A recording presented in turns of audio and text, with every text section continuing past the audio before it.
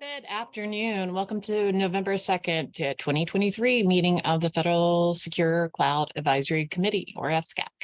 My name is Michelle White, and I am the designated federal officer, or DFO, for this advisory committee. I would like to thank all of our presenters, attendees, and stakeholders for joining us today, including those who provided public comment.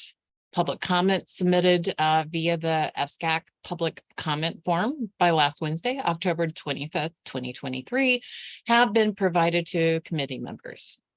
Before we start, there are a few things you should know. This meeting is being recorded by Zoom.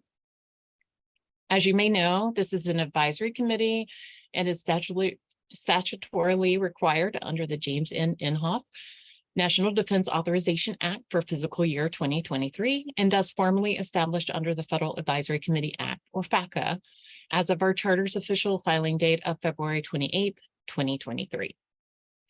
The committee is considered a federal advisory committee and is governed by the requirements under FSCA. My role as the DFO is to manage the day-to-day administrative operations of the committee, attend all committee meetings, and ensure the committee operates in compliance with FSCA.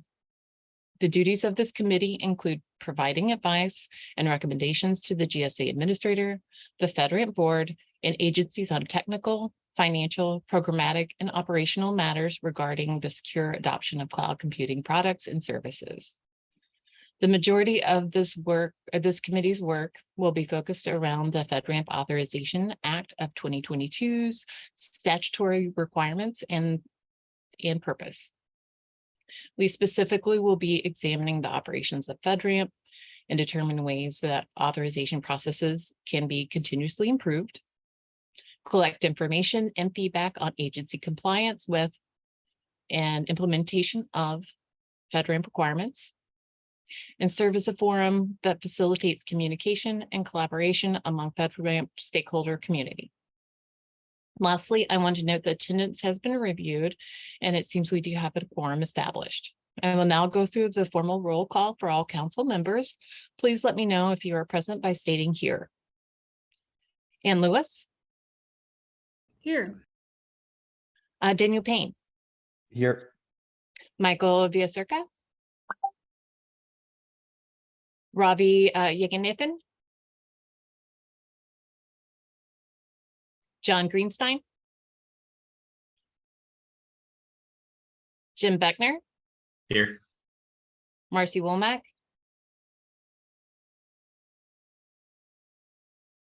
Bronco Broken. Present. Matt Scholl. Here.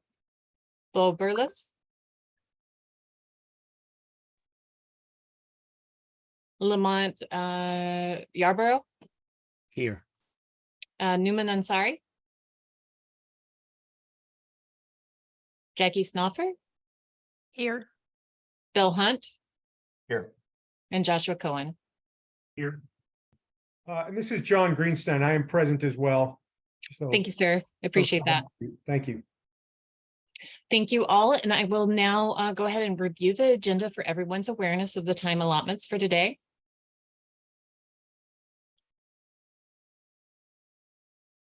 We are going to be covering, obviously we just did the call to order. We are going to be covering a briefing on the automation initiatives and opportunities for FedRAMP by Brian Conrad. That's going to be from 1:05 to 1:35. That will be followed by a committee Q&A from 1:35 to 1:50. From 1:50 to 2 p.m. we will have public comment. From 2 p.m. to 2:55 we'll have our discussion on the automation initiatives and the opportunities. And from 2:55 to 3 p.m. we will have our closing remarks and finally adjourn.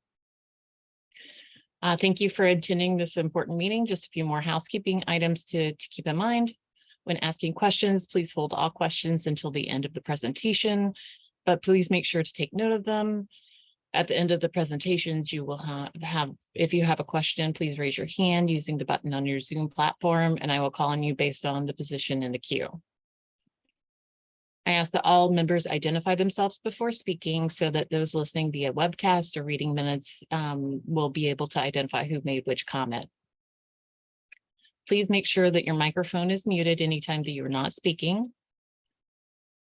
To our open forum speakers today, please note that a timer will be displayed on the screen indicating your time remaining and alert you when you are close to being out of time. We are on a tight schedule today, so please be respectful of the time. To our presenters, please note that our FSCAC staff will chat you with 1 minute left, and again, when you are out of time. Again, we are on a tight schedule, so please be respectful of that. There will be an open comment period for the public this afternoon. People will be allocated 3 minutes for each speaker. We will be interrupting if needed, muting speakers to exceed 3 minutes to allow for more people to speak. So please speak succinctly, and please be respectful of the time. If you are not a committee member, please hold all questions and comments until this time. Again, all public comments submitted by Wednesday, October the 25th were provided to the committee members prior to the meeting.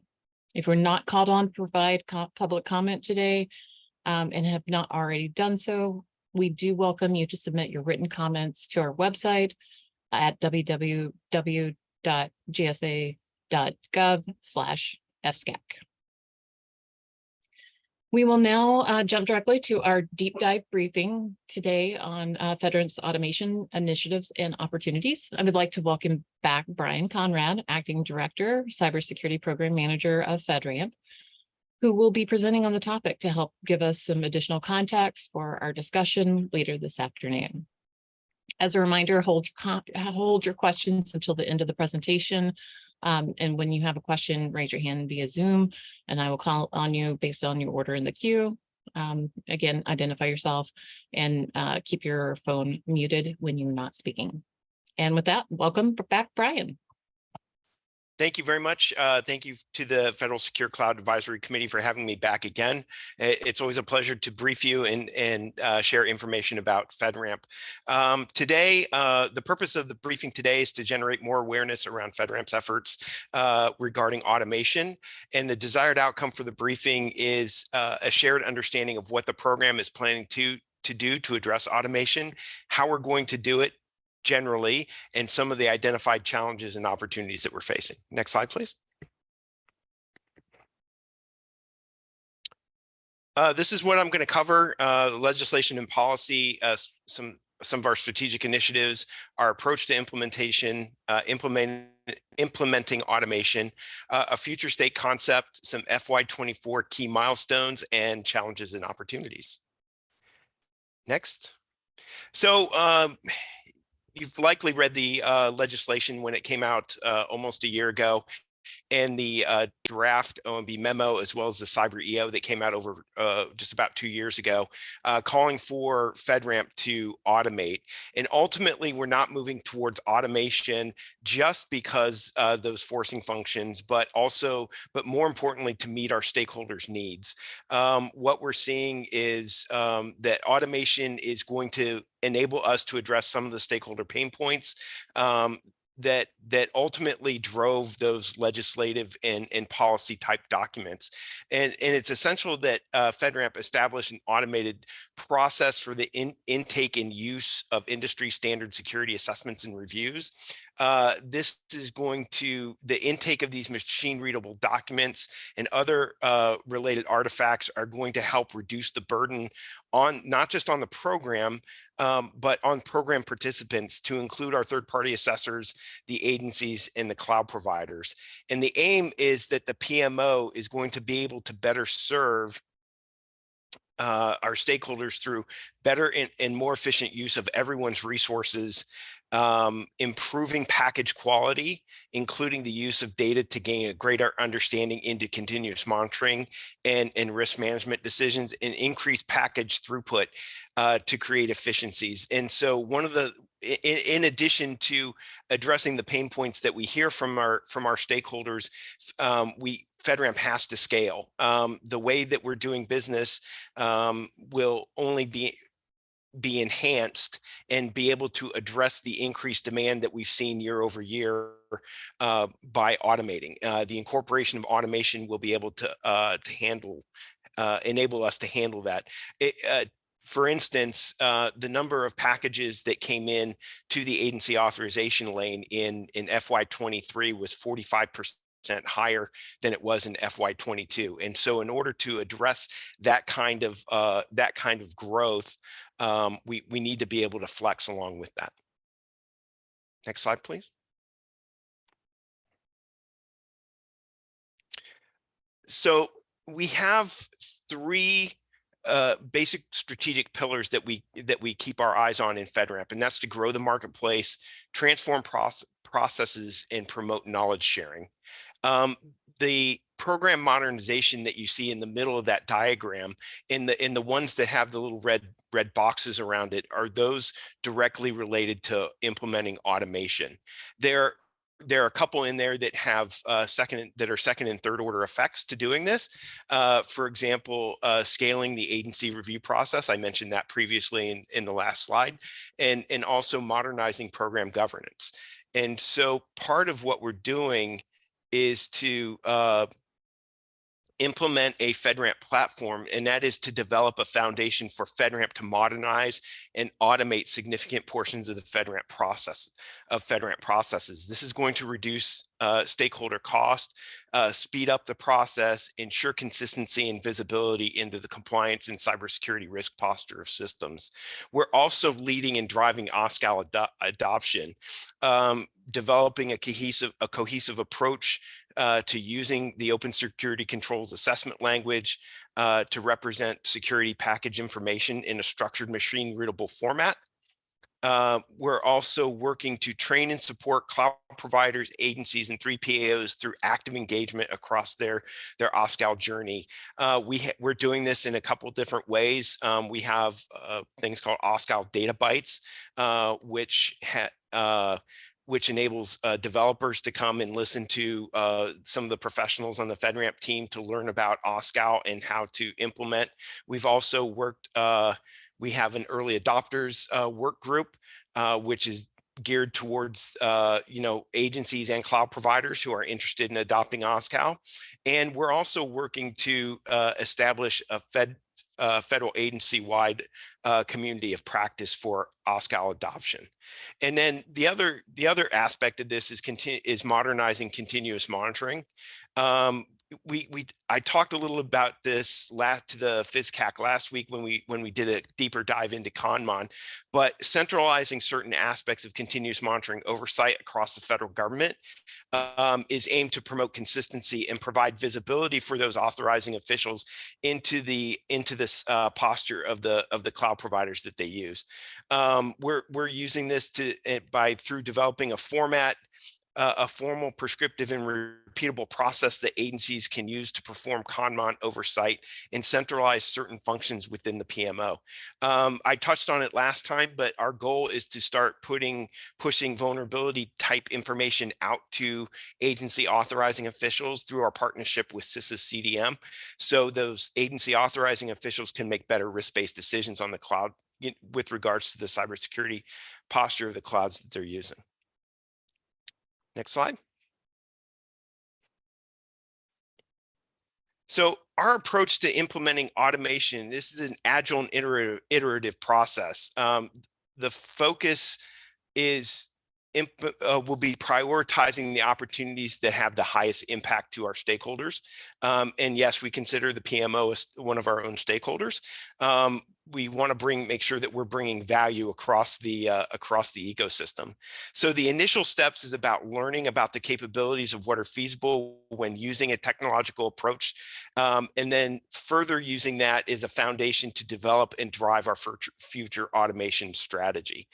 We have an idea of what we want our initial operating capability to be when we have a technical solution, in place. But we're also using that as a place to build from.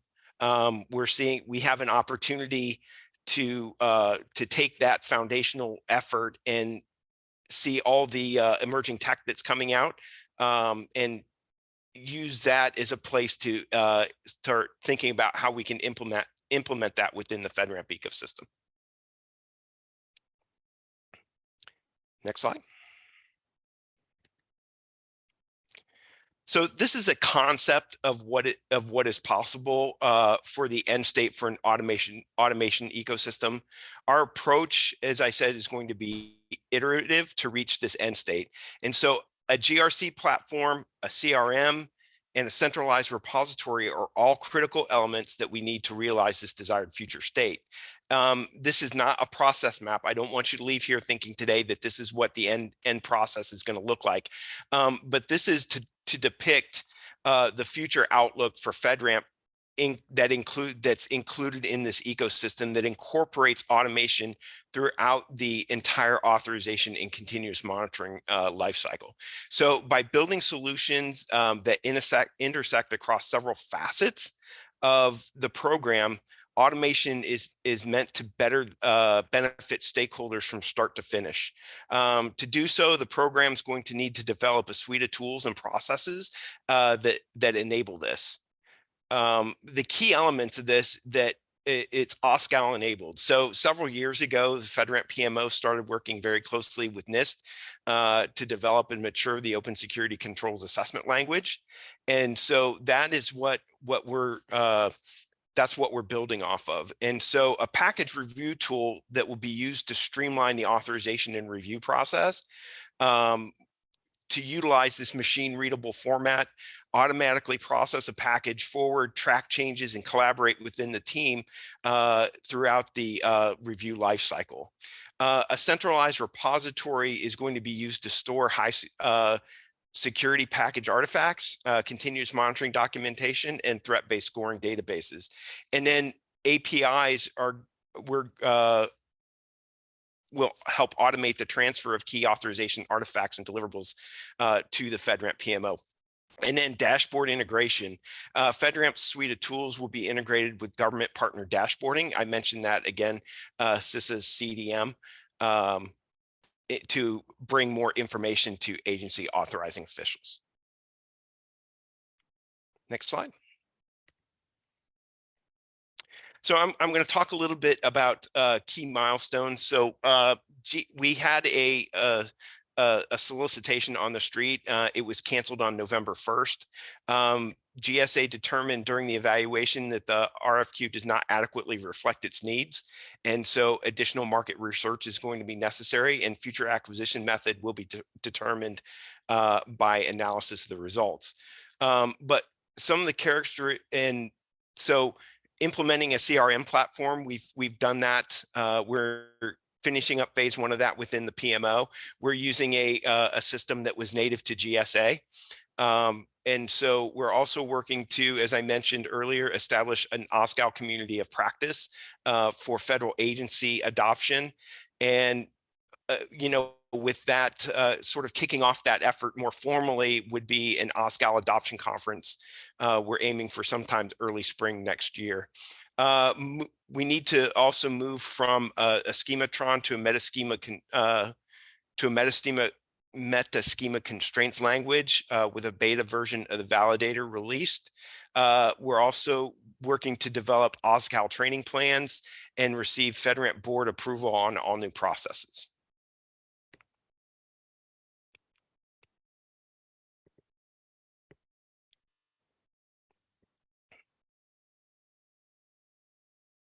Sorry, lost my place there. Some of the challenges that we have is, expectation management. Stakeholders expect that, when we talk about automation in FedRAMP, that all of a sudden we're going 0 to 100 miles an hour. That's not necessarily the case. But again, in reality, we're taking the time to acquire the right tools through the right methods to facilitate automation. And as demonstrated by our FY24 strategic initiatives, automation is a top focus and priority for the program and my leadership in TTS and the administrator. We're requiring a systematic approach for incorporating automation.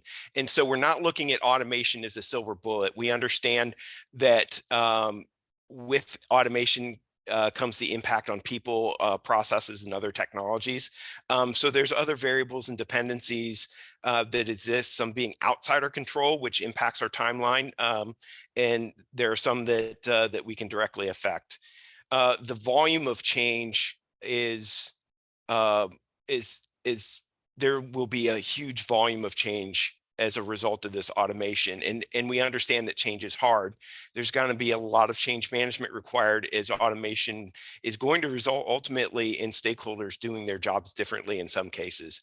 And then again, awarding an acquisition and deploying a solution within the fiscal year. As far as opportunities, we're not automating processes just to automate.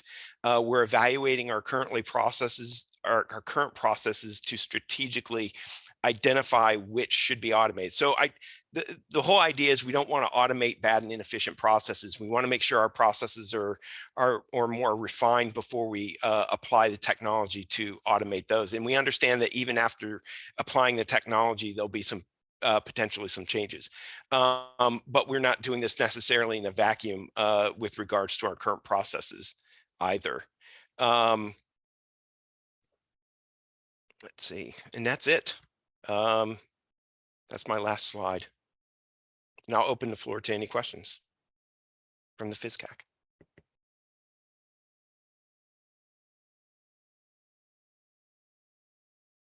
All right, thanks, Brian.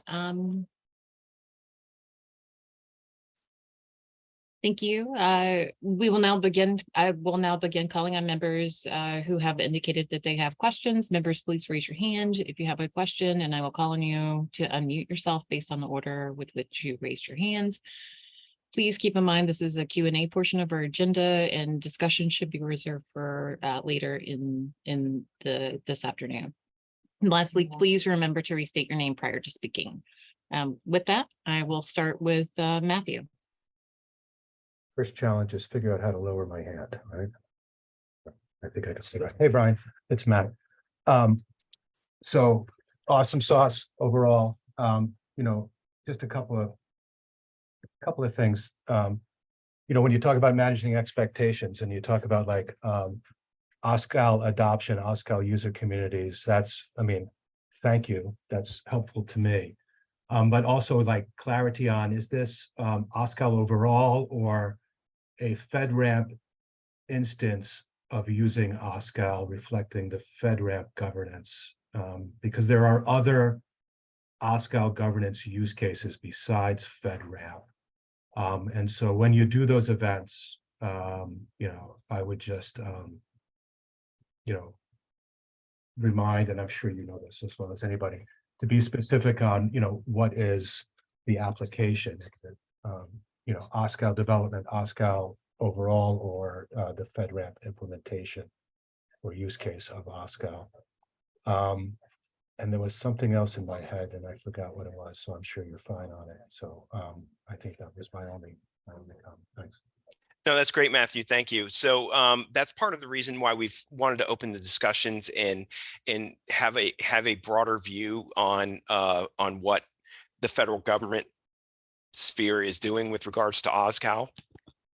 We understand that we have, we've been working on this, but we're not the only game in town. And so that's part of the reason why we've opened up those areas for feedback and for interaction, just so we can keep our fingers on what's going on. Okay. Yeah, I just don't want it to get out of scope and control for you as far as your objectives, because, we're working on international, there's ISO standards, there's CMMC, there's other things that, you might not be interested in or might not be effective for you to spin your wheels on, but you'll, I guess, determine that better than me. My other question was, do you control what the package format submission is from the 3 PAOs, or do you also get them directly from agency and providers, or does it only come through the 3 PAOs? And I ask that because then you have some kind of control over format submission standardization, if that made sense. Right. So when we published our Rev 5 baselines, we published OSCAL-based Rev 5 templates. And so understanding that, that variance could occur, that's one of the reasons why we undertook that effort as well. Instead of just updating our regular documentation to reflect Rev 5, we had the Rev 5 OSCAL templates published. Okay, thank you. Good. Great, thanks, Matt. Daniel, you are next. How's it going, Brian? Daniel Payne from Databricks. I guess I'm just kind of curious if we have any stats or metrics on like number of agencies that have tools or are, ready to ingest OSCAL packages or are ready for that automation. I don't have any numbers at my fingertips. That's something I can go back and research.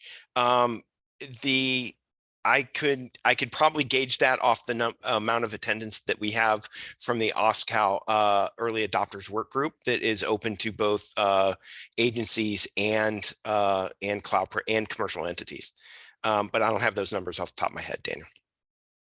Okay, that's fine. Thank you. Okay, great. Jackie, you're next. Hey, Brian. Just a couple questions. I was sad to hear your solicitation got canceled on the 1st of November. I didn't know if this was an opportunity to take just a teeny step back and look at the scope of what we're trying to get for our GRC. And by that, I mean, when you and I talked previously, you indicated that this was not going to be for holding agency authorizations. And so I don't know if it should hold agency authorizations or, how agency authorizations are going to be submitted into FedRAMP for review of those agency authorizations and getting to marketplace. And without some sort of ability to transfer the body of evidence, and if you looked at your kind of overview slide, it had the CSP and the 3 PAOs submitting into the CRM and the platform, but it didn't talk about agency authorizations. And so I didn't know if this is an area we really need to look at before the solicitation gets sent back out, so that we make sure that we have a comprehensive way to communicate information in an automated fashion so that agency authorizations can get to market faster as well. Over. Yeah, that's a good point, Jackie. And that's we've been clear about our intention about using a OSCAL native or a solution that can ingest OSCAL packages. And so, that kind of leads back to Matt's question or point about making sure that, the format of OSCAL is consistent, which is why we're having the conversations about early adopters and across the federal agencies who are interested in talking about this. But we're not dictating the tool that the agencies need to use. We're looking at the machine readable language. So if an agency creates a package in whatever flavor of governance, risk, and compliance tool that they have, as long as it can ingest OSCAL packages and it comes to us in that format, we should be able to ingest it, no problem. So will you house that record and make those records available to agencies for inheritance and reuse, or will you just use that internally by the PMO to move something to marketplace? I would have to go back and talk to my folks definitively on that, but I believe it's the former. Okay. That we'll be able to share it with agencies. Yeah. And I just would like to, I know we're not at the stage of goals and all of that, but from an agency authorizing official perspective, getting visibility into the various cloud offerings so that the systems that I authorize use it. And I don't want to have to hunt for DHS and GSA and all the other folks. So having a central repository where we can all contribute, I think really from an automation perspective is huge. And so I would just ask you to look at the solicitation to see if it encompasses that scope. Having that inheritance and being able to get body of evidence in OSCAL and ingest it into other GRCs is just really critical. So Thank you. Yep, absolutely. Thank you, Jackie. Okay, great. Bo, you're next. Hey, Brian, Bo Burles, GSA. Good to see you and hear from you. Thanks for the presentation. I had a couple of questions, and one of them was exactly, I think, what Jackie was alluding to. It's just the bifurcation of the work here corresponded to FedRAMP JAB-based authorizations and how FedRAMP agency-based authorizations would effectively fit into this broader work. And I think separately, the OSCAL related work, and most of it, is correspondent to the system security plan. The associated work, particularly around some of the dependent deliverables, the CPI, CP test report, the POEM report, all the DIAs and things of that nature. Are those also being contemplated, or is this really focused around a part of the authorization package and not really the whole of the authorization package? Can you clarify that? Yeah, I think the intent is to do as much as possible as early as possible. Understanding that the first iterations of our automation may be at a crawl, walk, run, but taking an agile approach as we start off with and be able to grow into providing more information across the board is what our intention is. Sounds good. And just a follow-on question. Have you guys thought about, or what's the planning, particularly around some of the Conmon related submission requirements, particularly around the vulnerability scanning, the web app scanning, config scanning, correspondence? Because in the last meeting that we had, there was a suggestion that roughly 80% of dollars corresponded to FedRAMP budget for going to ongoing maintenance and management relative to existing vendors for continuous monitoring. Do the quarterly Conmon deliverables, do they factor in your into your automation plans, and how is that happening?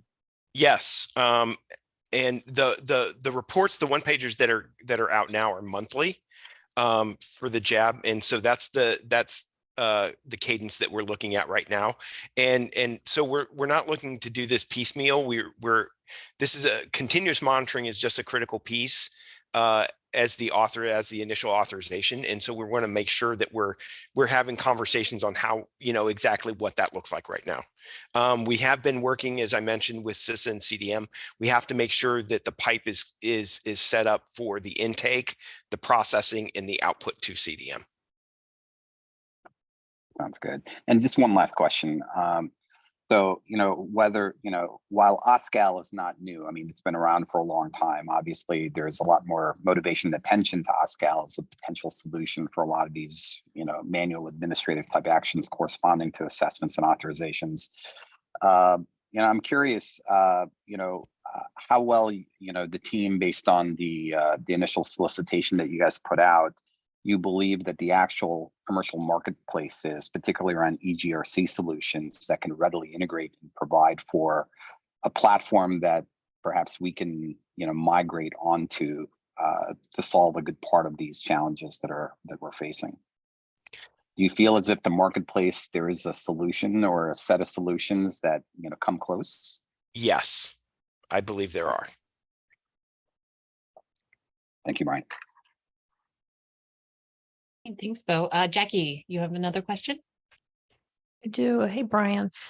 So given that we're probably, a year out or so from a solution, have you considered intermediary automation for tracking of things to speed up and to keep visibility on actions that are before the FedRAMP PMO for approval on the JAB authorizations?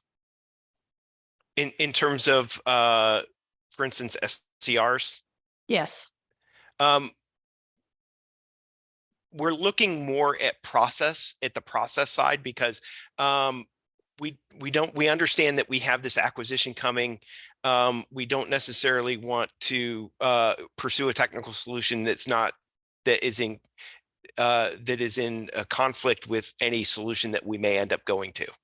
And so in the interim, our goal is to have some automation capability fielded by the end of this FY, and having a interim technical solution probably is, we're more concerned about having process and scope and substance conversations about what exactly constitutes a significant change versus going through and actually automating a process that we're going to have to re-automate later. Okay. Yeah, I was just even thinking of just a simple ticketing type system to keep track of things.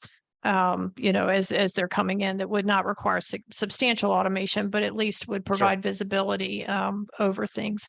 And my last question, Brian, was on the CISA ingest of Conmon data. It appeared in what you just described was that Conmon data is going to come into the GRC as well. And are we working OSCAL so that in some of our Conmon requirements, on things like benchmarks and configurations to map that to controls so that we can have an automated control informing of whether a control is now out of compliance based on that data. And so I don't know if that's part of your solicitation or not, or if y'all had considered that automated aspect of linking our Conmon data to control compliance. Oh, that's a good point, Jackie. I'll take that back and we'll dig into that.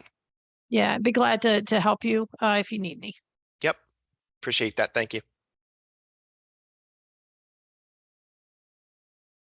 Great, fantastic.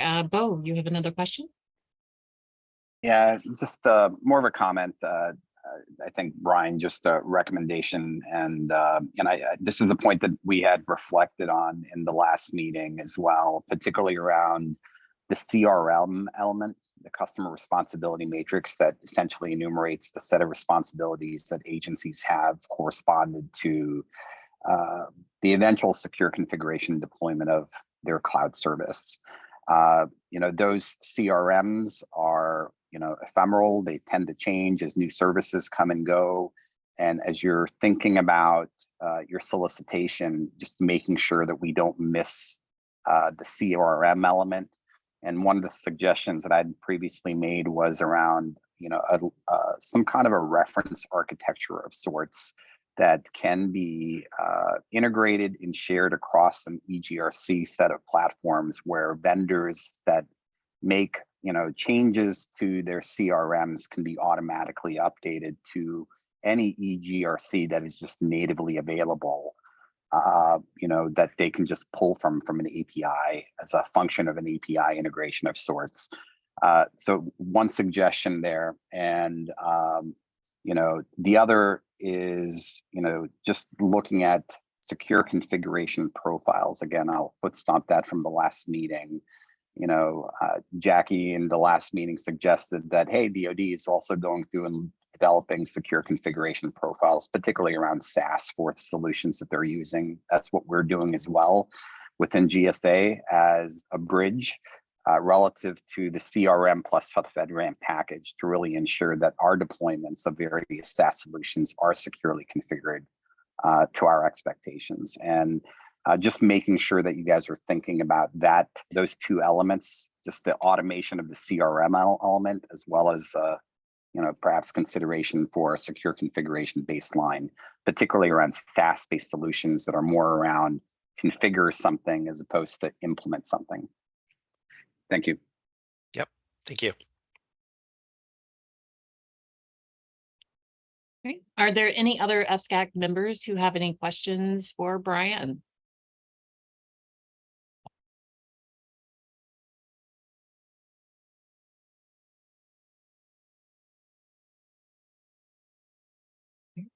Thank you so much, Brian, for the discussion and the informative presentation.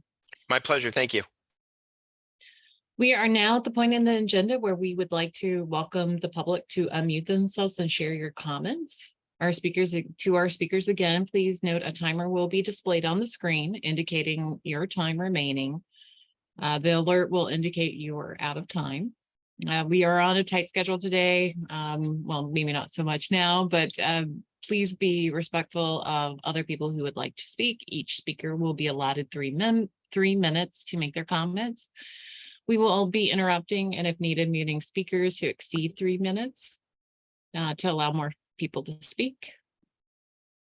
As a reminder, all public comments submitted by Wednesday, October 25th were presented to the committee members prior to this meeting. Please raise your hand if you have any wish to provide public comment, and I will call on you to unmute yourself in the order that your hand was raised. I will now invite people to ask questions or make comments one at a time. Our first commenter is Daniel Aiken. Yeah, hi. Is there a tentative date for when CSPs will be expected to transition to OSCO? And Daniel, just a reminder that our public comment is not for Q&A for the FSCAC members. It's for public comment. If you want to share anything with the FSCAC members, they will not be able to address your question. But FedRAMP does have an email address that you can send questions like this to. Thank you, and I apologize. Oh, no worries. Does anyone else have any public comment that they would like to make? Right, Rob Gill? Hi, Rob Gill from Okta. My comment is about the process. I see this is just describing the authorization process, but as a CSP, there's ongoing work with SCRs.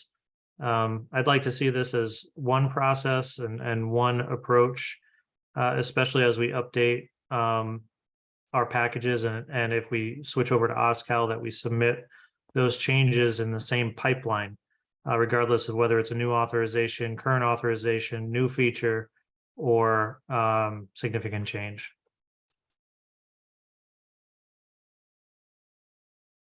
Thank you so much. Gail Berkeley. Hi there, it's Gail Berkeley. Super excited about OSCAL. I just would ask that 2 considerations please be kept in mind. Consideration number 1 is that for a lot of CSPs, going OSCAL means you're going to have to purchase a tool for GRC of some variety so that it can handle that conversion to and from OSCAL as part of the process. That's additional expense on CSPs and maybe additional burden for CSPs to implement, maintain, care, and feeding of that platform. Point 2 is that in order for us to handle the information that's in our authorization package, the SSPs, the CRM, all of those details, that information has to be dissemination controlled. So we are going to need GRC tools who can handle OSCAL that are already FedRAMP authorized, or some mechanism that permits it okay for us to have all of that information floating outside the boundary, as it were. Those were my 2 points. Thank you. Thank you so much. Are there any other public comments that anyone would like to make?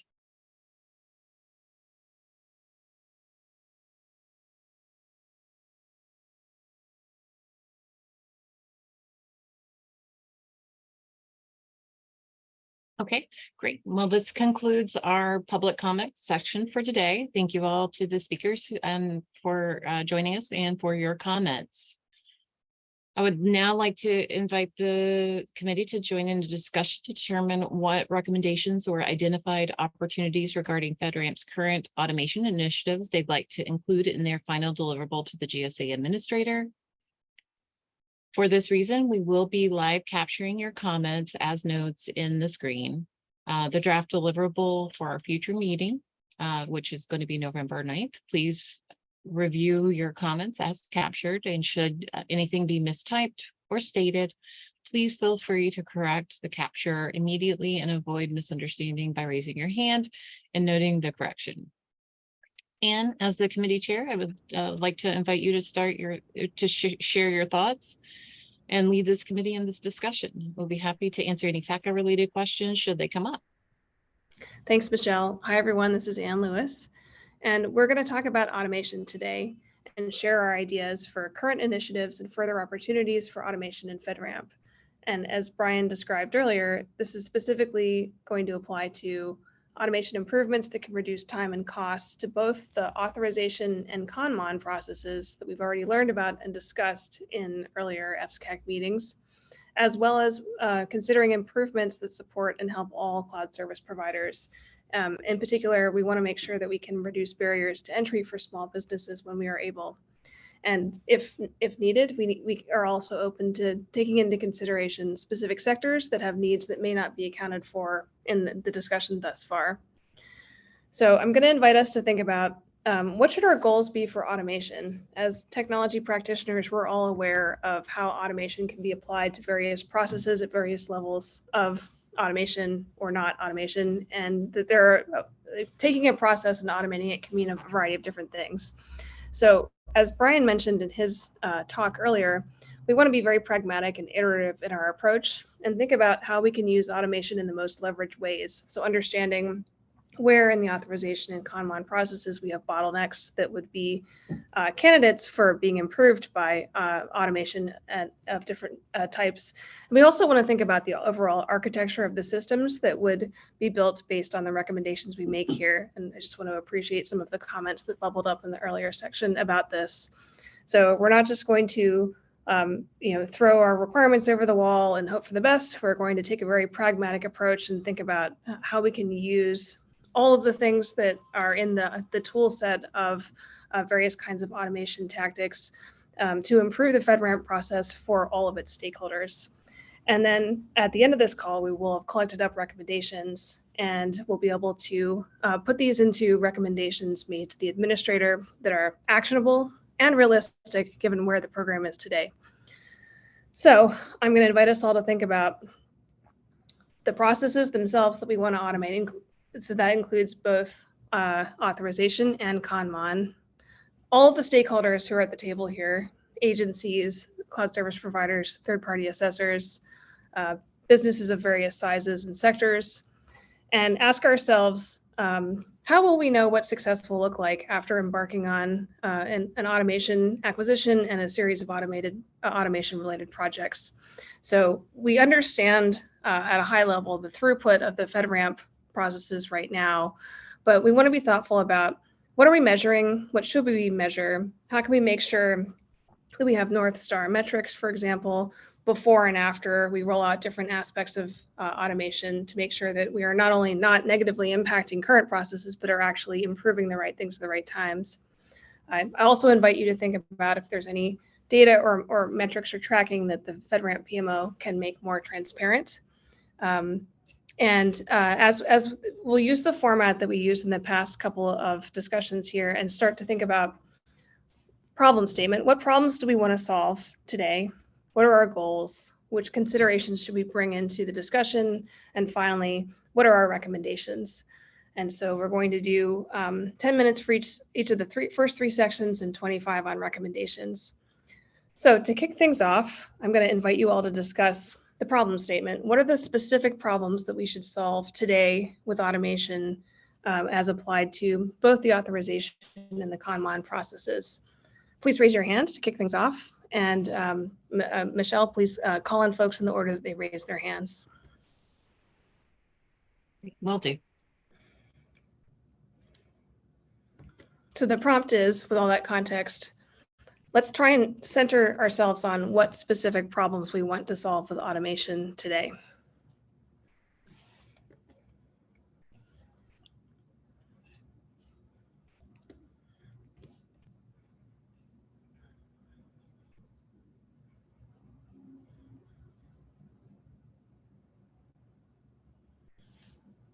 All right, Jackie, what would you like to suggest as a problem statement?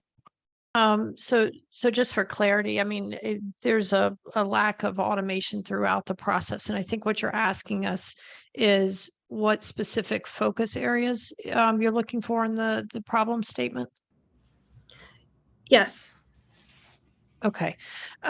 So the first problem statement is that the assessment information is not in a common format or in automated and described such that it can be ingested into a tool. Thanks.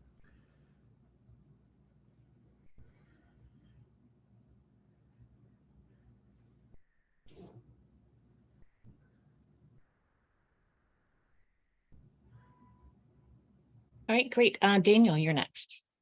Daniel Payne, Databricks. I think kind of going along that format, what automation will solve, but a problem that needs to be solved is the lengthy timeframes to marketplace for cloud service provider offerings.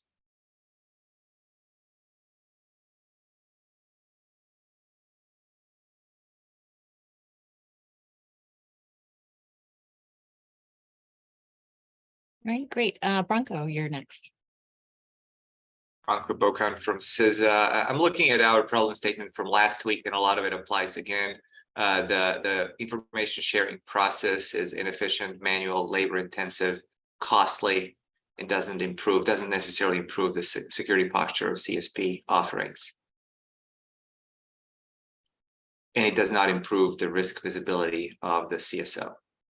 It's pretty much the same language we identified for ConMon. It applies here as well. Thank you. Right, thank you. Marcy, you're next. Thank you. Marcy Womack with Shaman. I just wanted to tag on to Jackie's problem statement around the assessment information not being in a common format. I would also state that this also applies to like monthly continuous monitoring and those activities that occur that, you know, that burden most often falls to the agencies, and they're all performing that in various ways. So streamlining that and finding a way to automate that process would be, you know, helpful. Great. Bo, you're next. I think the challenge here is that every facet of the FedRAMP authorization process is fundamentally manual, right? From the documentation writing to the documentation distribution to the documentation review, triage to identify issues, the POEM issues, the ConMon aspects, you know, the change request process, the assessment associations.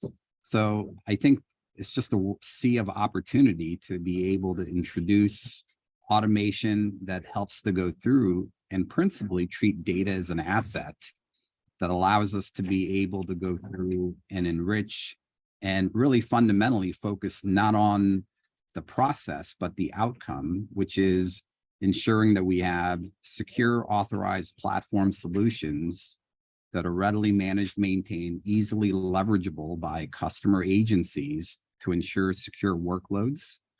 And that's a lot, but, you know, I think when we look at the problem is, you know, it's everywhere, right? Particularly around the things that are contributing challenges to, you know, the root cause itself, which is the manual nature of the underlying work activities. So I'll try to work on giving you a more concise problem statement, but the suggestion broadly is that, you know, we have manual everywhere. And as we are looking at automation, we have to think about automation not in their own verticals relative to the individual work streams, but really in the collective as it relates to the process.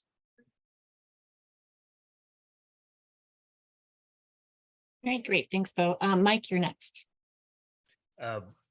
I think Bo just hit everything. The only thing I would add is whatever we are looking at, we need to make sure that it's timely. The data that is collected is accurate and reflected in a complete way. So those are probably the three criteria I would have for any selection of automation or any initiative where we invest, making sure we have timely, accurate, and complete control sets. So we don't, you know, the one thing that would not help CSPs would be if we get to a place where we are submitting OSCAL formatted, you know, machine readable packages, but it only covers 30% or 40% of the control space. Like the more we could get that to a 99%, 100% type of coverage, the better we'll all be. Thank you, Matt. Matt, you're next.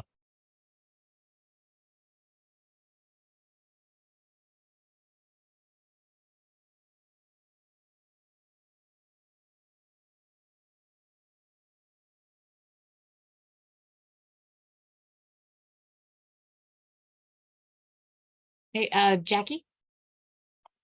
I'd like to key on the word collective that was talked about a minute ago.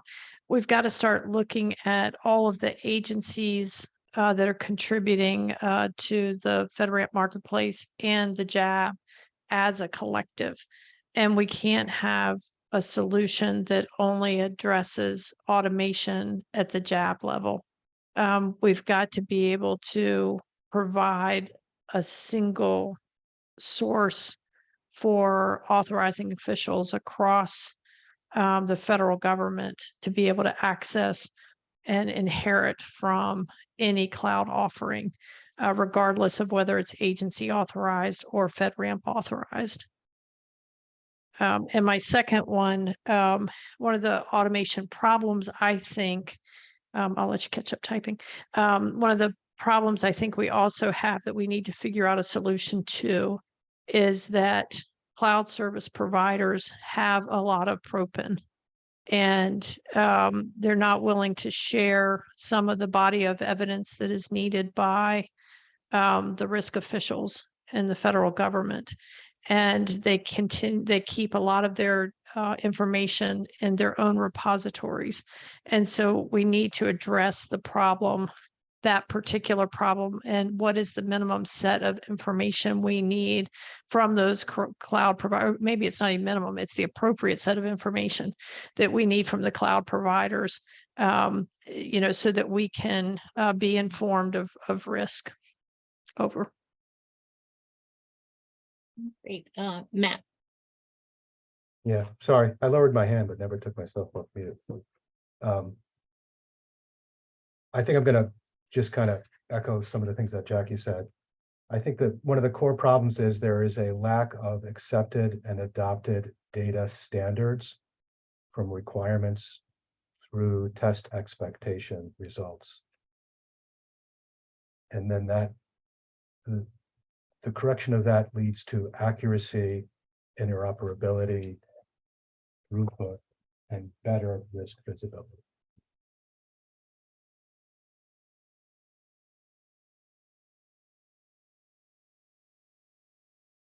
Great, thanks. Marcy.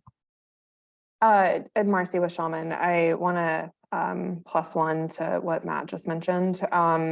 And it kind of segues into my addition here in that it's great to collect the data in an automated manner, but figuring out what to do with that data, how to present it, how to manipulate it, how to get it through certain gates in the process, perhaps figuring out a way to automate assessment findings related to lower risk controls and flagging findings that are related to higher risk controls. Those are all ways that would increase the efficiency of the FedRAMP program, and standardization of it across agencies will lead to hopefully, faster times to marketplace for CSPs. And, there's some front end work that would be involved in that. But I think those are some of the outcomes that we would potentially be able to see once automation is in place. And I realize that may not be a problem statement, but we could tag that later on if needed. Hey, great. Thanks, Marcy. Bill, you're next. Bill Hunt, SEC. Just to be pedantic as I usually am, on the second bullet point, just as a federal agency official, I also want a shorter timeline to get to my ATO, right? At the end of the day, having the transparency of this information in some sort of an automated system that plugs into my native tooling that I'm keeping track of all this stuff in, CDM or otherwise, being able to see all of those control data and being able to have that as the blueprint to start from my ATO process to get rolling, I think is extremely valuable and saves infinite amounts of time there. And then also going back to Jackie's point, just a foot stomp, being able to see that before I've even made necessarily a decision certainly would be helpful for understanding the market better. So having more transparency around that part of the process, if it's internal only to government through our existing tooling, that would be extremely helpful for making these sorts of determinations around these products. So just more transparency associated with that.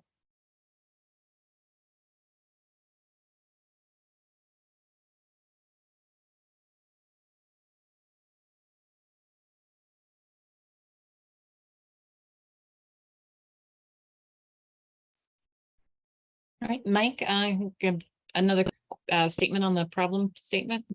Yeah, I just wanted to highlight, I think anything we do in this particular space, we need to do rather quickly, especially with the changes that are coming from the FedRAMP OMB policy. When they all land, I see potentially a incredible complexity cliff in front of us, with multiple agencies being able to authorize at different levels potentially. And I just want to make sure that we're thinking through how can we make sure that we land automation and we have systems in place that could allow us to enter this from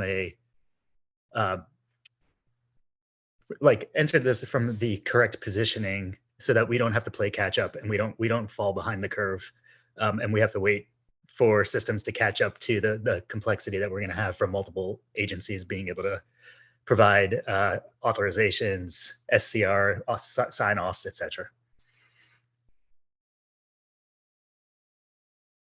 Great. Bo, you have another comment? Yeah, I think one of the Bo GSA, I think one of the challenges that we've been continuously talking about that should probably be enumerated as a problem statement is the inherent lack of confidence in agency-based FedRAMP authorizations in some cases versus JAB-based authorizations, particularly relative to some of the ongoing ConMon-related aspects. And so just understanding that we have different sets of confidence in one authorization type vis-a-vis the other, and that should essentially spell into the goals and opportunities later in terms of can we consolidate ConMon overall for all types of authorizations centralized under a singular entity, i.e. the PMO. Thank you.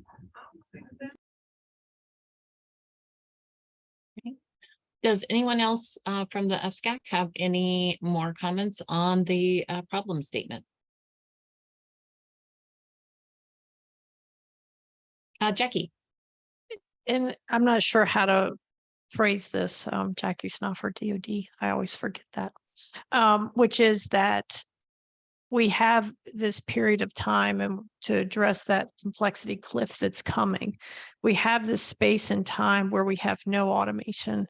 And we are losing ground every single day. So we have a problem today that there are simple automation mechanisms that could quickly be put in place that don't require a whole lot of thought, that would help us gain visibility into our problem areas. And so I'd like to figure out what we could do to address the immediate lack of automation and visibility into various aspects, especially at the JAB, to start to recognize where some of our problem areas are. Over. Thanks, Jackie. Lamont. Lamont HHS, to the point that Bo made earlier with respect to the inherent lack of confidence in agency authorizations. I think it also goes back to that term of the good housekeeping seal of approval we had been talking about in earlier conversations. I think to the extent that the FedRAMP PMO can kind of direct some type of baseline, I don't know, standard, if you will, or measure, but, give agencies an actual grade and show them where they stand with respect to the quality of their packages so that they know where, know what they need to do to get to that standard of confidence, right?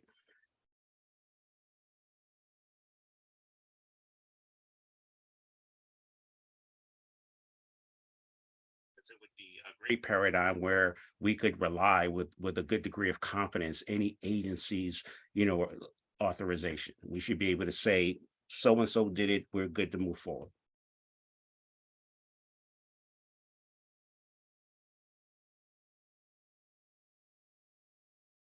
Right, great. Do we have any other FSCAC members that have any problem statements, comments?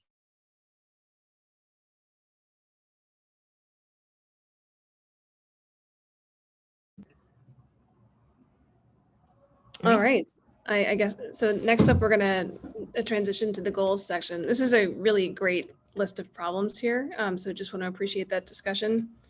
So let's start to think about goals. What can we aim for over the next year? There'll be a series of modernization efforts that the FedRAMP PMO rolls out. Some of this will involve automation, team capacity building. Agencies will also be playing a role, as we know that there's an upcoming or currently out for public comment FedRAMP memo from OMB. There are a lot of different forces that will cause a series of changes in actions and work streams to happen here. So thinking about ultimately driving towards recommendations that we deliver to the GSA administrator here, what are some goals that we would set for the work that can be done over the next, let's say, year? That if these goals were met, we can say that we achieved measurable progress, success. Like, these are North Stars that we can build metrics to track our work streams around. So I invite folks to open up the discussion in thinking through what are some goals that the FedRAMP program should have over the next year. Right, our first up is going to be Lamont. Did you have any comments on goals? Yes, Lamont HHS, once again, thank you. I think to the extent that we can, we should probably try to identify FedRAMP, baseline security controls, ones that can be automatically assessed for all FedRAMP authorized systems and try to implement a process, for automated certification against these controls. If we were to implement a centralized FedRAMP PMO solution that could provide, near real-time information of systems and, allow agencies an opportunity to make timely and informed risk-based decisions, I think would reduce the gap that's created between what agencies are expected to do and the detailed information necessary to ensure effective and consistent application of security requirements. Great, thank you, Lamont. Mike, you're next. Yeah, I think there's two that I have in mind. One is reducing the mean time to accreditation, right? So however we want to measure that, wherever we want to apply that, but taking that and taking it from 7.3 months down to O of days or O of weeks as a first pass. And then that also goes with any type of accreditation. So not only the ATO, but also any SCR accreditations, et cetera. The entire process life cycle. The other metric that I think would be really important for us is automation coverage of potentially the different phases of FedRAMP or different steps within those phases. I'm not too familiar with every single nuance there, so we'll have to take that offline to figure out exactly how many there are, where can we apply automation, but how much of those steps that a CSP or the authorizing bodies have to go through, how much of that is covered by automation, and can we continue to drive that number up to reduce the time down? And that also goes to Lamont's point on the number of security controls and the percentage of coverage and penetration as well. Right, great, thanks, Mike. Bo, you're next. Yeah, let me agree with both Mike and Lamont. They kind of affirmed some of the same things I was thinking here. I think, two additional thoughts here is one, there was a suggestion in either the previous or the one before FSCAC meeting suggesting that there's an 80%, 20% split via dollars correspond to ConMon via support for new authorizations. I think we have to go through and find a way to be able to balance that split. So that as a principal goal. Two, I think, hope spring is eternal. We're sitting here, where everything is infinitely possible. And with, reality is that some things are just simply not automatable. And, to the extent that we can effectively ingest them via OSCAL, yes, the process can be done so.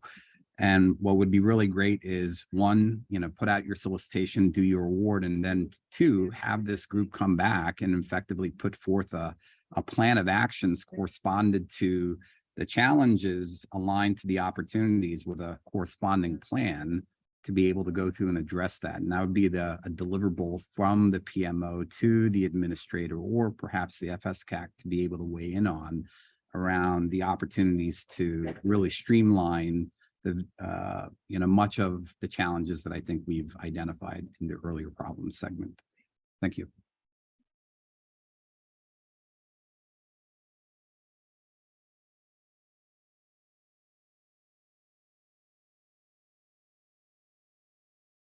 Great, thanks. Matt, you're next.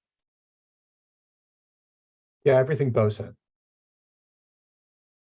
I mean, that's pretty much what I was going to go with as well. Identify what is easiest to automate and what is most important to automate. Figure out where to go first. And the goal should be to complete the award of the support contract. Okay, great. Mike, you're next.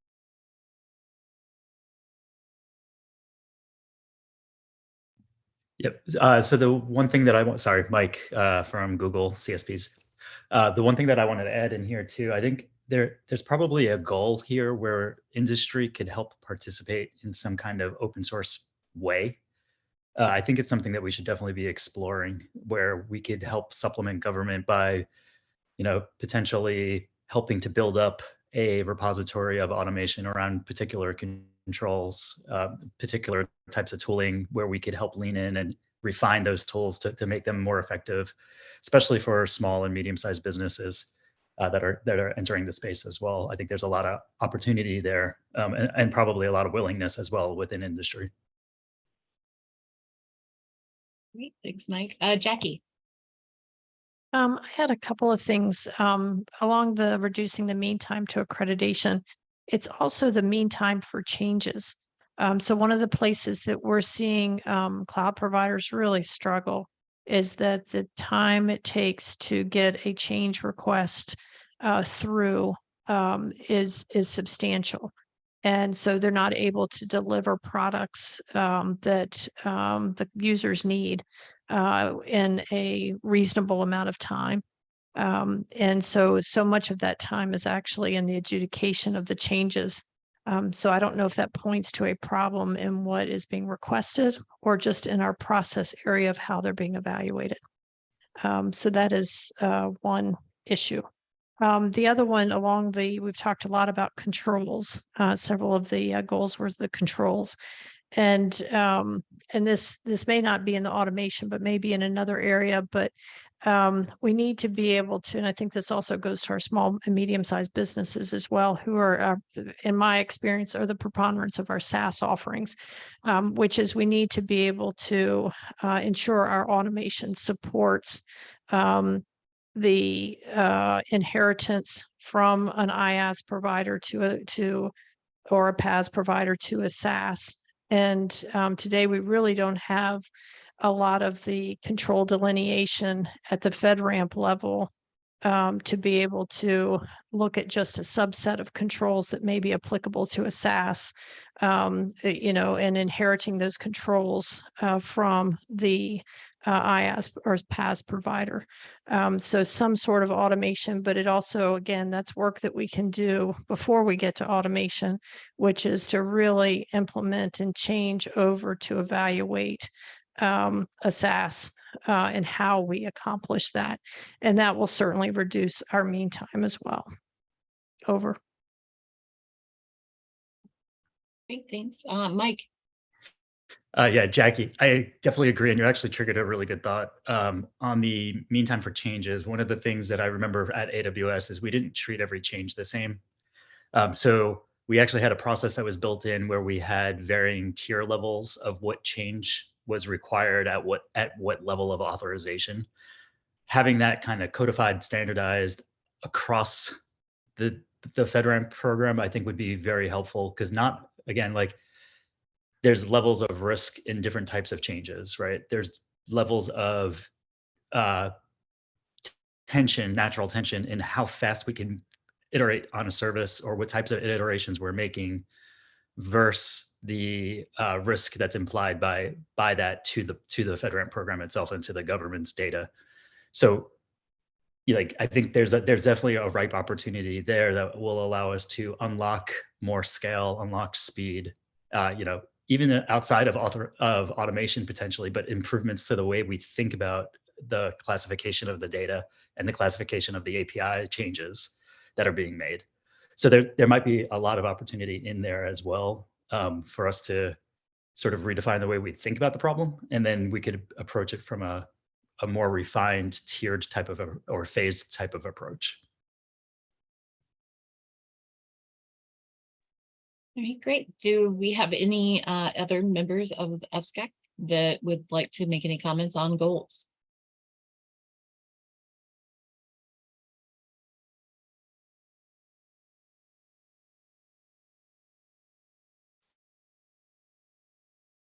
Jackie. Just one last one for me, which is we need to reduce the cost. And I think automation will do that. And so, today it's the manual work that we're doing, the number of people that's required to do this is very costly. So this automation is really key to reducing cost. Thank you. And John? Jackie just mentioned what I wanted to say. So it's John Greenstein, Bluescape. Yeah, as a small business, tools are great. I'd hate to go to my CFO and have to buy yet another tool. Great. Thanks, John. Joshua? So I was literally to say the same thing that Sean and Jack just said, which is just that there should be some kind of goal to whatever we do in the rest of these, do it with the mindset of reducing costs, not adding something in the, I guess there's potentially a long-term savings then, by automating certain things, but if it in the short term requires, some capital expense on the part of a specifically small business vendor that would seem to go against the, you're kind of taking a step back that potentially. Thank you.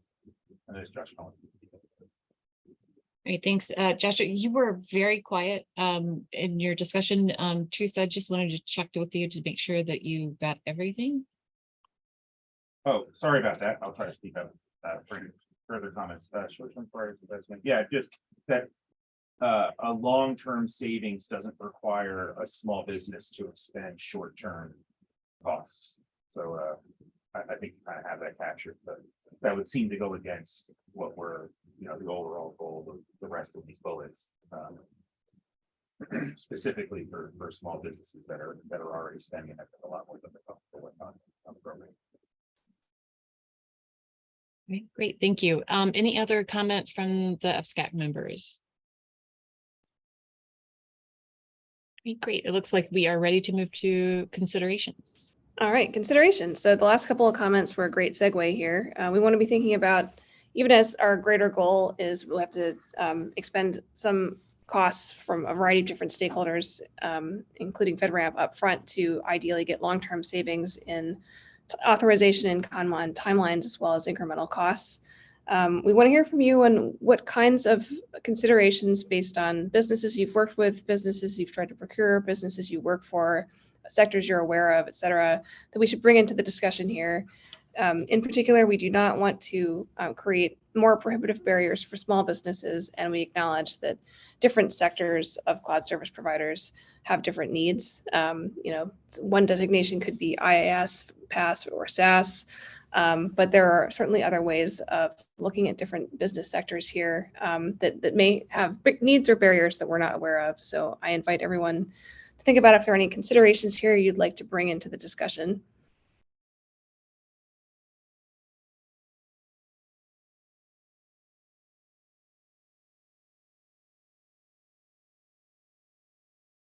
Great, Marcy. Thank you, Marcy with Shulman. This diverges slightly from Anne's guidance here, but I wanted to bring it up in context of some of the goals that we just discussed, and that from an assessment perspective as a 3PAO, control implementation is rarely binary. There are nuances, there's depth and breadth and considerations that go into that determination. So while I 100% agree there are control, I guess like testing essentially that can be automated in some form or fashion, there needs to be some strategy applied to which controls do go through that process versus which ones that still need, a much more manual coverage. For example, like a STIG check or CIS benchmark, it will tell you if you fail one of those areas, but it won't tell you if you've got full coverage of STIGs and benchmarks across all of your OSs and databases, network devices, et cetera. So there's a lot of, again, nuance that goes into this. So full scale automation, assessment automation is probably a long way away, but there are areas where we can take those low risk controls and say, how do we automate this? It reduces time for assessment, thus cost. It also reduces the burden of agencies and the PMO in the authorization cycle. Thanks for that comment. Are there specific examples you'd like to include here of controls that you believe are more time consuming than they should be for a bunch of good reasons, or controls that would be low risk to automate and have a high impact that we should be aware of?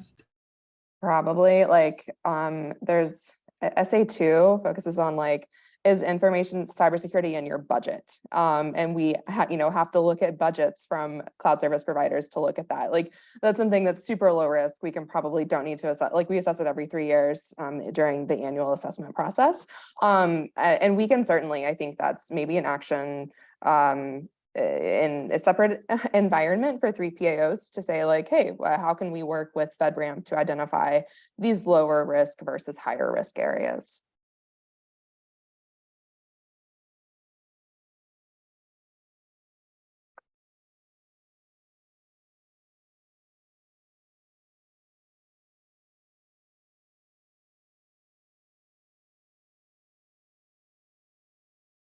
All right, great. Bo. Yeah, I just wanted to go through and echo what Marcy's saying here is that, sometimes, in the favor of automating something that might not be fully automatable, the program team is going to be put in a position to have to go through and compromise, right? And compromising to the point where the compromise results in a fundamental, creation of a new challenge area. So one of the suggestions is, even from the assessment perspective, not everything can effectively be conducive to automation with an assessment, because a lot of times when they go through, do the assessment, they're going through and making determinations, particularly in terms of scope, to be able to go through and identify whether everything's assessed from a scanning perspective, or they select a representative subset. When they identify a risk that has a mitigation, reflecting those mitigations corresponding to that vulnerability that allows them to be able to go through and lower the risk threshold, identifying considerations for false positive and why a specific finding is a false positive, and reflecting the supporting justification data to make that statement hold. So all of these things are fundamental, and you can't always program that into a binary program that basically gives you a yay or nay. So just having that awareness and understanding that there may still be a need to have some relevant open text to be able to provide that type of feedback, or keep that process manual, and not always error and the bent towards automation that essentially then fundamentally sacrifices security.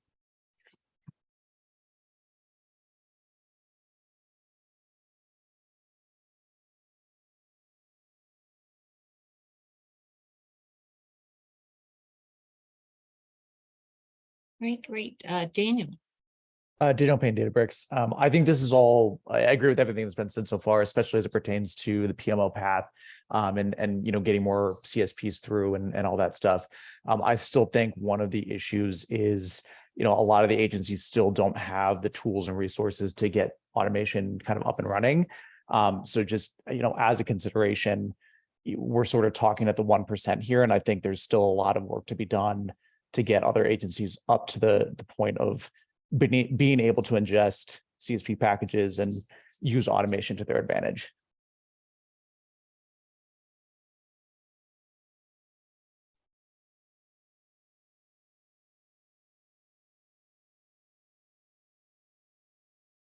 Right, fantastic. Any other FSCAC members that have any considerations that should be included? Bo? Can I just echo, I'm sorry, the gentleman that just spoke before me.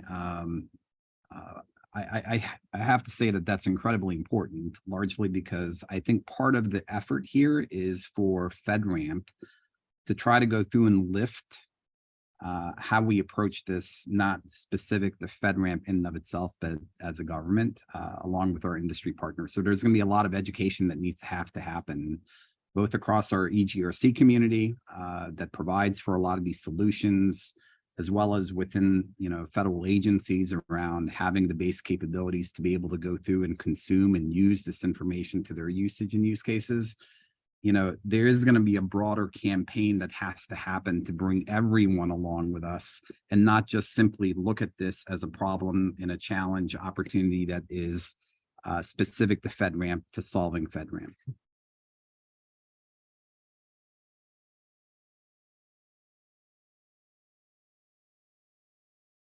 Great, Jackie.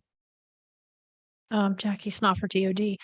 So I just want to echo that, and this is one of the things that I had mentioned with Brian and the solicitation is to make sure that the solicitation is sized so that our agency partners that can afford to invest in an automation solution for their 5 or so authorizations that they have, that they can leverage the FedRAMP tool, that it is a government-wide tool. And so, I just really think it's important, that we look at the solicitation holistically and make sure that it can accommodate agency use.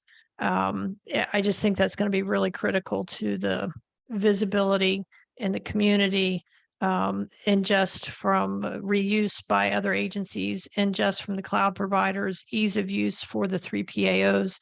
If we have a single set of APIs and a single repository, if you think the marketplace has, some 300 or so cloud offerings on it today, that's not a lot in the relative scheme of a GRC. And so if we look at this as a community asset and a federal asset, I just think it's going to take us a long way to solve this challenge across the board. If we allow a federated solution, we're going to be working at automation much harder and much longer than necessary. Over. Great, thanks. Mike.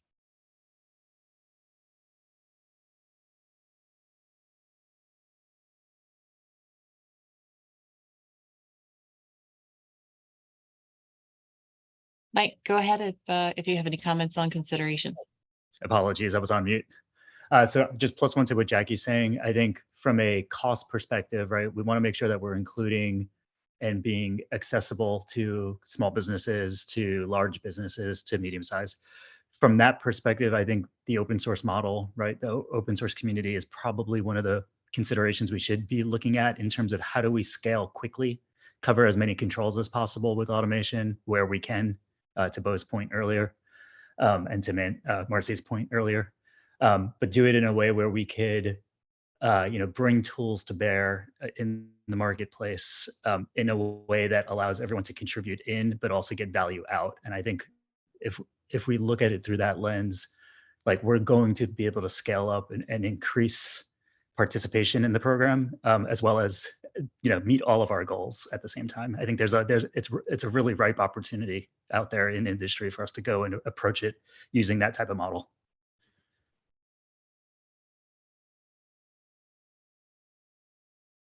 Great. Any other FSCAC members that have comments on considerations?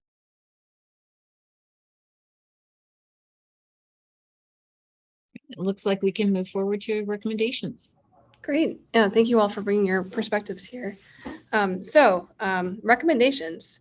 We've made a strong list of problems to solve, goals and considerations here. And so when engaging in recommendations here, I'm going to ask everyone to think about concrete, specific FedRAMP or some other entity here should do X that will guide us in the direction of meeting these goals, taking into consideration the things that we just talked about and the needs of all the different stakeholders here. These will ultimately end up in a list of items that we vote on in a later session and deliver as a memo to the GSA administrator.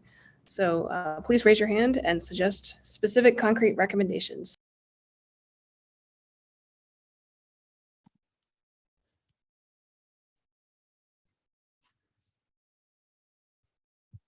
Great. Mike, go ahead.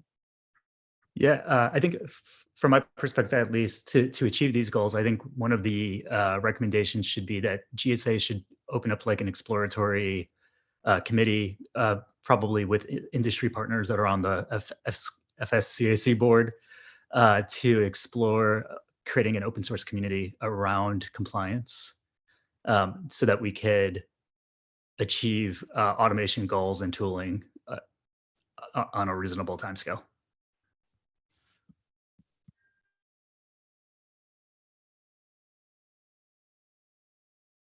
Go. Yeah, I think there's a clear opportunity for GSA to work along with NIST and industry, particularly like standard setting bodies around specification to support OSCAL for the broader sharing of related data, be it API driven or specific standards that have to be created to be able to allow the sharing of sensitive information, particularly the CRM related data sets across the EGRC platforms across government. I mean, you can approach this one of different ways, but one way would ideally be to allow our vendors to be able to openly publish their CRMs that can automatically be consumed by any EGRC solution. So you would require some kind of a protocol or specification to be able to support that.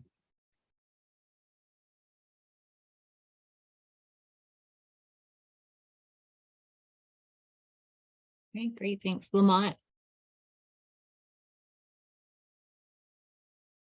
I'm sorry, I was just trying to get my mute button. Thanks. I think a continued effort to kind of, educate stakeholders, CSPs, 3PLs, et cetera, on automated standards, e.g. OSCAL, and how they can help assist in standardizing kind of the sharing of control information, which would greatly enhance, the ability to automate assessment and report of security controls.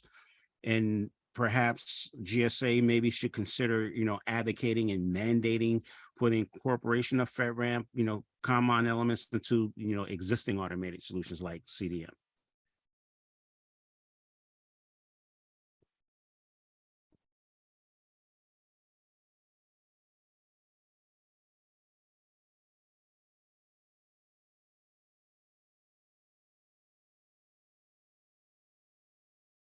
Great. Any other recommendations that we should add? Bo. Thank you. Trying to get off mute.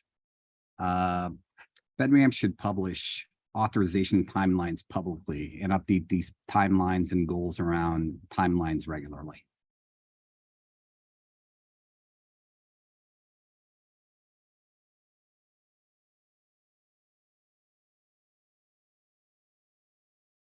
Great. Lamont.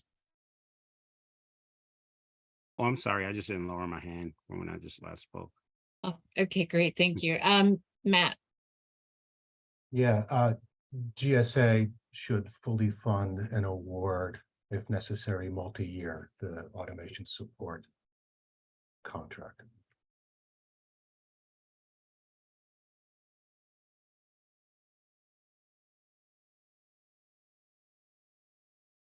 Great. Jackie.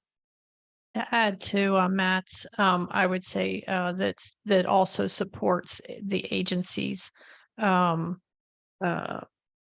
well as the FedRAMP PMO.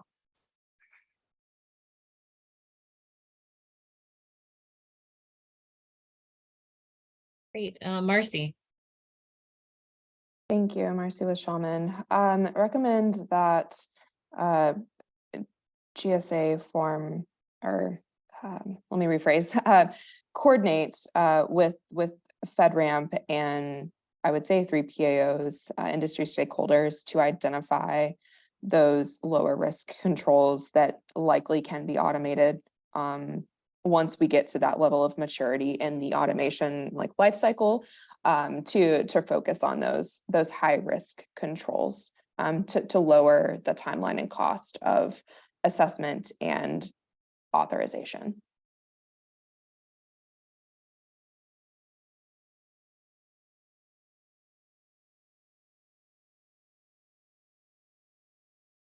Okay, great. Any other FSCAC members that have comments? Bo.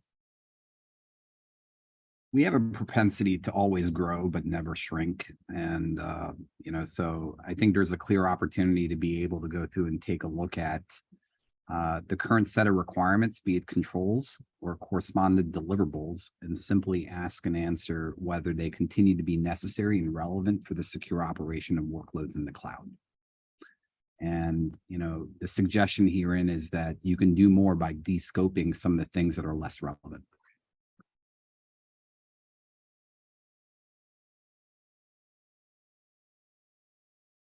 Right, great. Any other comments that we should include in our recommendations?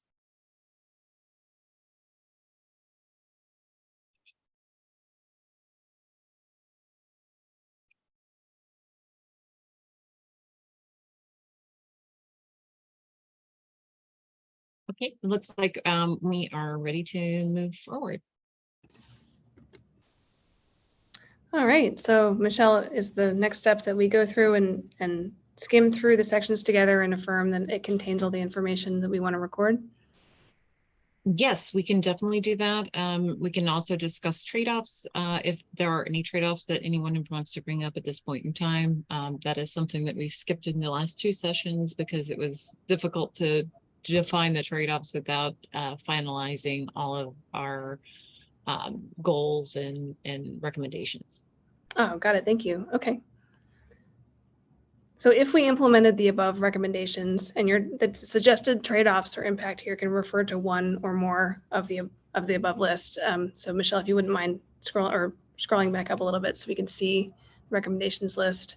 If we were to do these things by the end of next year, what would be some trade-offs that FedRAMP should be aware of, or what would be positive or negative impact to stakeholders that you can identify from your perspective?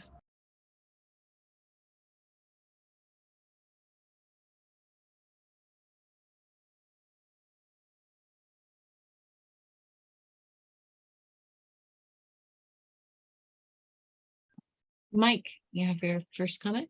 Yeah, so I think to an earlier point, we're in a completely manual world today. Anything we could do in an automation space is going to save time, money, and improve. So I feel like we're on the base floor, or maybe the basement, and we only have up to go from here. And any of these suggestions, I think, are really going to benefit everybody in industry as well as the government to meet mission. Great. Marcy. Thank you. At the risk of sounding like a broken record, I did want to underscore a point that Bo made earlier. I thought was really relevant, particularly with the trade-offs of any automation that we implement or that is implemented in the assessment process. There's the potential trade-off of lessened security, lessened oversight, direct oversight that perhaps agencies or FedRAMP has over certain control implementations, or whether a CSP is meeting a control requirement. So just being mindful of that trade-off in the name of efficiency and cost.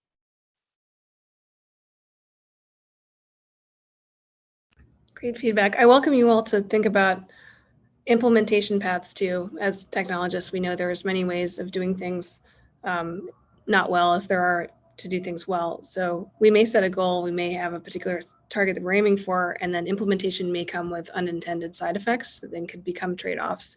And in particular, anytime we automate a process, changing in the future is not just talking to people, but it's going to the vendor that maintains the particular system that's controlling the automation for that piece, and then putting in a change request or a feature request.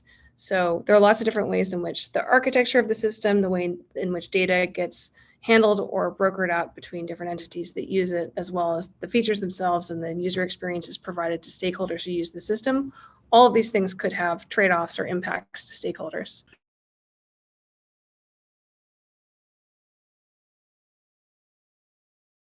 Okay, great. We have a comment from Jim. Yeah, and you actually were going down the path my mind was going as well, especially from the view of the small business.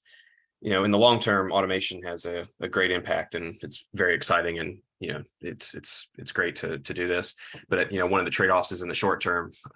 There's going to be some growing pains, training needs, potential costs, which again, long term makes sense, but in the short term, will hit CSPs. I would even think 3PAOs and even agencies to a sense. So, making sure that the PMO and everybody involved has that in mind, that in the short term, things might be a little, the wheels may not be completely greased yet. So everyone's going to have to be, aware of the pains that may come from it in the short term, and make sure that everybody's, understanding of where things are.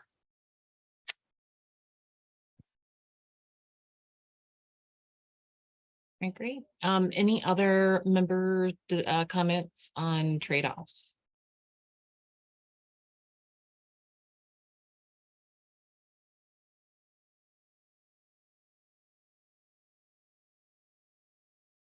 Okay, looks like we can move on to the next section, which is impact to the stakeholders, where we're going to discuss the impact to the CSPs, the 3POs, and agencies.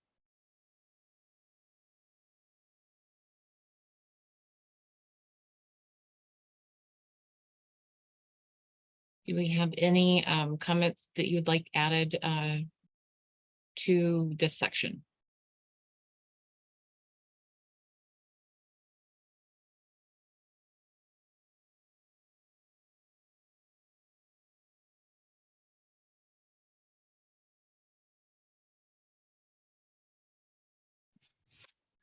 Mike. So from an agency perspective, I think one of the biggest things is that we're going to be able to unblock missions with more services and more technology that's going to be available faster. And I think at the end of the day, that's the biggest thing we're here to do, right? Is make sure that all of the technology that's available in the commercial industry is available in the public sector and the government, to the government. My major goal is that every single warfighter, right, has the right technology at the right time to make it home safely. And so as long as we all keep that in mind, like that is the ultimate goal of everything we should be doing.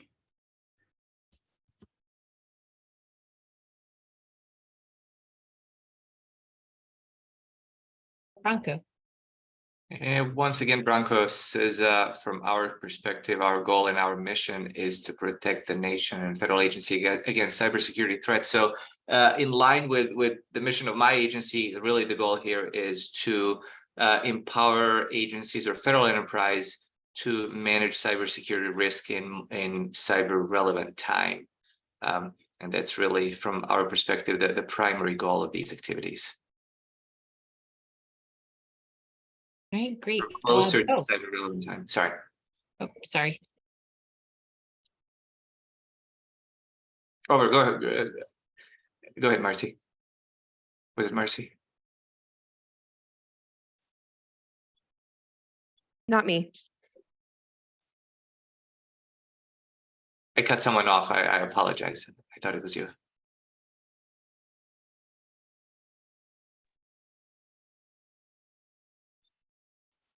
Right, great. Bo, you're next. Yeah, I think one thing for the impact of CSPs in particular would be this one need for us to be able to more readily leverage public cloud. Increasingly the challenges corresponding to FedRAMP forces a lot of our cloud service providers to effectively create one-off community/government cloud environments that are unique and specific to government, which inherently, adds to their costs and limits the ability for government to leverage the newest and set of capabilities that typically first become available within their commercial cloud environments, and then later on catch up into their government community cloud environments. Impact to government, obviously, the ability to be able to leverage the latest and greatest innovative technologies that limited FedRAMP essentially means limited, usage of these more innovative technologies for secure workloads. Great, Jackie. I'd separate out agencies into two uses. One is agencies, and most of these are agencies as they use the technology, and the other is agencies that are participating in the authorization process, either as a JABTR or as an agency on their own. And from an agency authorization perspective, I look at this automation at significantly reducing the cost and the manpower that is required to authorize and sustain the necessary information, to actually authorize a cloud provider and maintain that authorization. It is very costly from an agency perspective. I have a double burden in that I do agency authorizations as well as I'm a JAB TR. And it is a substantial cost to our agency to do that.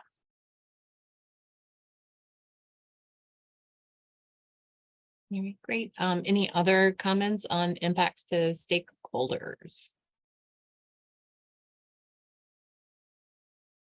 I just want to lift up some comments from previous sections that also are worth noting here. One is that there was a small business perspective that noted that there may be, depending on how automation implementation proceeds, there may be an additional incremental cost to small businesses.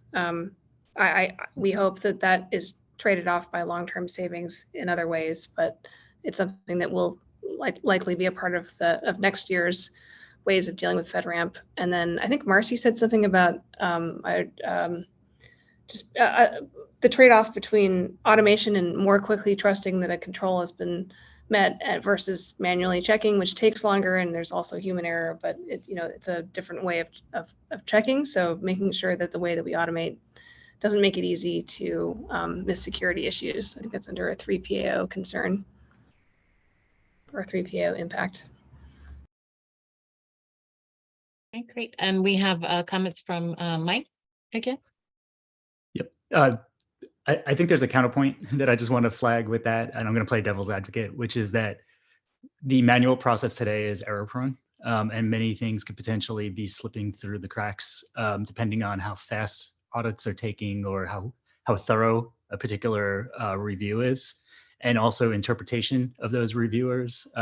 We've seen, as I talk across different CSPs, we've seen multiple interpretations of different types of policy and what is allowed and not allowed. So I think standardization here and will come from automation, which will allow us to have a much more compliant and secure position that we understand holistically across the board. And it'll help balance out some of the manual concerns that are in place today.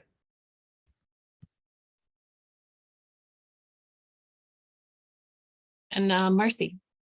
Yeah, to echo Mike, I think those are excellent points. And I would state that standardization is required for automation, and it happens in that order because you can't automate what is not standard.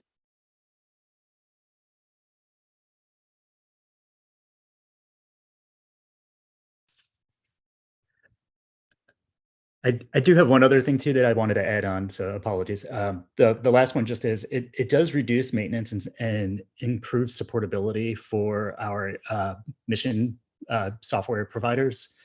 Specifically, examples are when we have service parity or feature parity drift between different types of GovClouds, or we have discrepancies in versioning of software. We've seen increased support costs, or even potentially the need to duplicate software in different environments and maintain them, which has really driven up costs for the government. I think as we look at not only the automation piece, but how do we make sure that as we drive automation faster, right, and we scale, we're going to be able to drive down those costs because we're going to be able to increase the parity between commercial and public sector / government baselines. I think that's going to really help. Similar to the way that we could reduce the need for time and the need for support costs within the actual accreditation process, it will allow us to reduce that same type of cost within the operational sphere. And I think that that's a really big win for our agencies and their missions. Right, great. John. Yeah, I'm going to gently push back on that last point that, and just again, speaking as a small business that recently went through the FedRAMP program, again, John Greenstein from Bluescape, we just went through the program end to end. The number of upfront costs that a small business needs to incur to go through. So again, we're not a hyperscaler, we're not a platform player, we're a startup SaaS. There needs to be some sort of relief for small businesses, or the business case for doing FedRAMP just doesn't close. Full stop. Yeah, and John, I think you and I are echoing a rather similar point. What I'm driving at is that the businesses themselves that are operating GovClouds or operating services that have feature parity drift or baseline drift, like bringing that back in by having automation in place that allows us to keep parity quicker. Because one of the issues is that we see services go for accreditation, they get stalled out, and then their baseline continues to mature, right, in the commercial space. And so by the time they get to fielding mission systems on those services could potentially be 8 months plus out of date. That's where I'm driving to. Like if we could automate, we could speed up, we could manage the scale of change on the FedRAMP side of the house, then we could make sure that those parity baselines, are within hopefully a release or two, as opposed to 8 to 10 months out.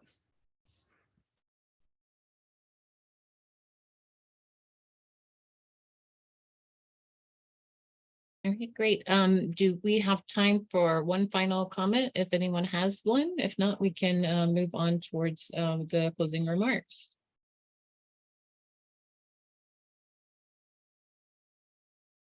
Well, thank you all for this discussion. We will be moving to our final topic on the agenda today, which is closing remarks and adjournment. Anne, the floor is yours. Oh, sorry, Michelle. Do we want to go through section by section and let everyone see and confirm the record? Sure, we can do that. We will be sending out a copy of today's draft to the members for them to review prior to our Okay, yeah, my mistake. That's going to be async. Okay, all right. So thank you everyone for this rich discussion. I know that automation has been top of mind for many of us for many months, and I think the clarity of the discussion here really shows a lot of the forethought that had gone into this, and as well as the very productive discussion. So thank you all for this discussion. And we're going to be sending out, as Michelle just mentioned, a draft of notes and final deliverable before our next meeting. And we'll also be sending out the recorded notes for the past 3 meetings where we collected recommendations on 3 very important topics: automation, continuous monitoring, and today, authorization, continuous monitoring, and today automation. So next meeting, we are going to be voting on the 3 top most impactful recommendations for each section. So of all of the recommendations collected for authorization, continuous monitoring, and automation, we're going to try and narrow in on 3 concrete recommendations that then we can package up into a memo to deliver to the GSA administrator. So that's going to be happening next week. We will continue all of these discussions, and I just wanted to thank you all for all of your thoughtful commentary here at FedRAMP and GSA. Just hearing this very valuable public-private partnership discussion is incredibly helpful in helping us make sure that we're aware of all the considerations faced by all the stakeholders of the FedRAMP program. And so the next steps here, we're going to send out all the notes so that everyone can see everything that we've discussed. Next week, we'll be voting on what are the 3 top most impactful recommendations for each section. And then the FSCAC staff will make sure this is sent out to you all by no later than the close of business tomorrow.